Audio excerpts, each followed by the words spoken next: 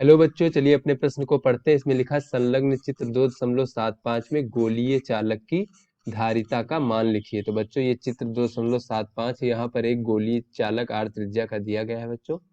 तो इसकी धारिता का मान हमें बताना है। तो चलिए बच्चों, सबसे पहले इस प्रश्न की मूल अवधारणा देख लेते हैं बच्चों। तो बच्चों, कोई भी संधारित्र होता है तो उसमें दो आवेशित सतहें होती है बच्चों। इस प्रकार से दो आवेशित सतहें होती हैं।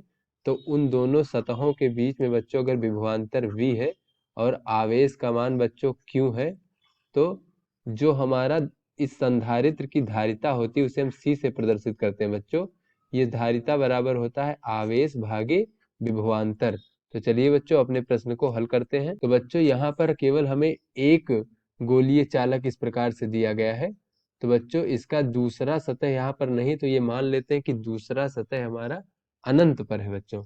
और वो जो अनंत पर है बच्चों सतह, उसका विभव जो है शून्य है।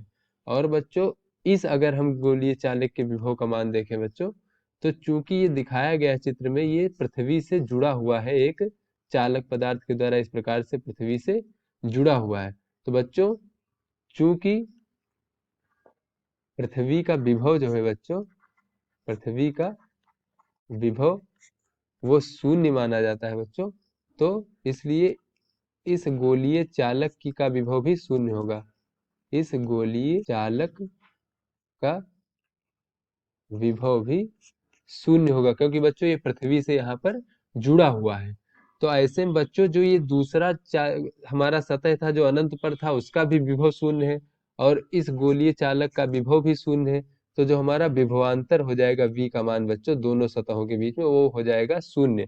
तो ऐसे में बच्चों अगर इस गोलीय चालक की धारिता की बात करें हम, तो धारिता जैसा कि मूल अवधारणा में हमने देखा बच्चों, c बराबर होता है आवेश का मान भागे विभवांतर। तो बच्चों विभवांतर का मान शून्य अगर हम रख दें, तो ये धारिता हमें अनंत प्राप्त हो जाएगी। तो यहाँ से लिख सकते हैं बच्चों, अतः इस गोलीय चालक की